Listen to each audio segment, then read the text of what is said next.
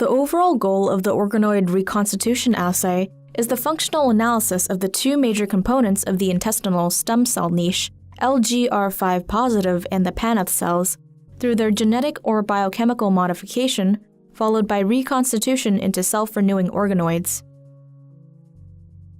This method allows addressing key specific questions in the intestinal stem cell field, such as genetic or biochemical modification in stem and niche cells. The main advantage of this technique is that, unlike other assays that use whole crypts, it employs sorted stem and niche cells, thus allowing cell type specific analysis. Visual demonstration of this method is critical, especially when it comes to the tissue dissociation and cell handling steps. If not properly executed, these steps will lead to poor cell viability, especially after FACS sorting.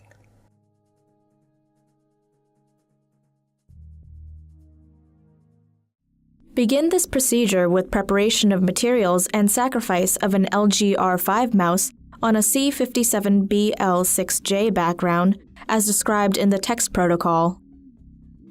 Dissect the peritoneum longitudinally with a pair of scissors. Hold the stomach with the forceps and cut it transversely in half, using intestinal scissors from this point forward. Pull out the intestine, and place it in a petri dish containing PBS. Start by placing the blunt tip into the stomach and gently push it through the pylorus. Proceed by cutting with the scissors and pulling with the forceps. Once the whole small intestine is open longitudinally, wash it in cold PBS by holding it with the forceps and gently rinsing it in the PBS solution with U-shaped movements. Once all the stool remnants are cleared, proceed to flatten the intestine on a cutting board, luminal side up. The luminal side is easily recognizable by the absence of blood vessels and by its pale appearance when compared with the outer part. With a glass slide, gently remove the villi by scraping the flattened intestine. Perform this step twice along the whole length of the tissue. Then, cut the small intestine with a sterile surgical blade into 2 to 5 mm pieces.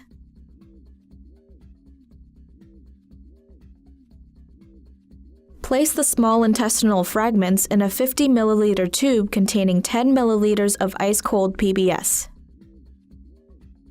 Clean the tissue fragments, removing any remaining impurities by pipetting them up and down in the PBS. Discard the supernatant and repeat this step until the PBS is completely clear. Next, add 15 ml of cold PBS to bring the total final volume of PBS to 25 ml. Add 2 millimolar EDTA and incubate for 45 minutes on a roller at 4 degrees Celsius. After discarding the PBS EDTA, add 10 milliliters of PBS and detach the crypts by harshly pipetting the tissue fragments up and down. Then, collect the supernatant. Repeat this step 4 times. Add culture medium to reach a final volume of 50 milliliters. Pellet the cells by centrifugation. Finally, resuspend the pellet in 10 milliliters of culture medium before pelleting the crypts by centrifugation.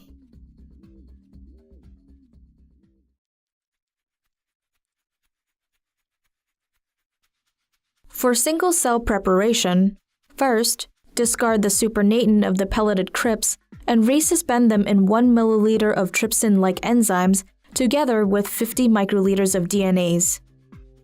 Incubate the cells in a water bath at 32 degrees Celsius for 2 minutes. After adding 10 milliliters of culture medium, dissociate the crypts into single cells by harshly pipetting up and down at least 5 times. Filter the solution through a 40-micron strainer to eliminate clumps and other impurities. Then, pellet the single cells at 300 times gravity for 5 minutes. For flow cytometry, resuspend the pellet in 1 milliliter of 1x Hanks buffered salt solution with 2% fetal cow serum for every million cells. To the cell suspension, add brilliant violet 421 labeled antibodies for lineage markers CD31, CD45, and TER119 at a concentration of 1 to 100. Also, add anti-CD24 APC and anti-CD117 PE at a concentration of 1 to 250. After 30 minutes, sort LGR5 positive stem cells and Paneth cells into separate low-binding tubes. Centrifuge the sorted cells at 300 times gravity for 5 minutes. Then, resuspend the cells in 100 microliters of medium with the components described in the text protocol. To treat the cells, use 5 microliters of liposome-mediated transfection reagent in a total volume of 100 microliters of culture medium and small interfering RNA at a concentration of 100 nanomolar. Incubate the cells for 30 minutes at 37 degrees Celsius for small interfering RNA or for the time necessary for the chosen modification. Wash the cells twice in 500 microliters of culture medium. After centrifuging the cells at 300 times gravity for 5 minutes, resuspend them in 10 microliters of culture medium. Next, pool the 2 cellular components in a 20 microliter total volume before centrifuging at 300 times gravity for 5 minutes at room temperature. Co-incubate the Paneth and LGR5 positive cells for 10 minutes at room temperature. Remove 10 microliters of the supernatant and leave a meniscus of liquid so as to avoid aspirating the cell pellet. Then, add 30 microliters of reconstituted basement membrane to the cells for a total volume of 40 microliters. Resuspend the cells and plate them in a pre-warmed 96-well plate. After 10 minutes, add 200 microliters of complete medium. Change the medium every 48 hours. Finally, count organoid multiplicity at day 5.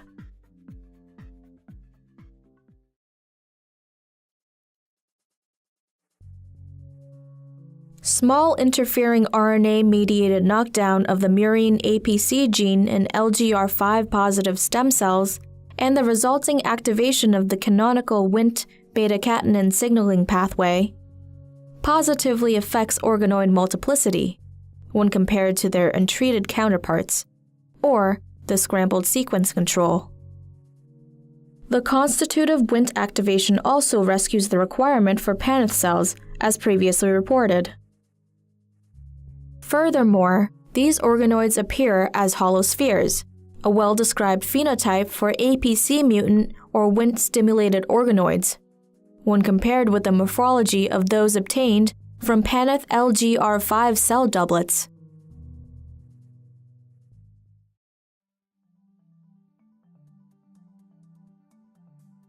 Once mastered, this technique can be done in 5 hours if performed properly.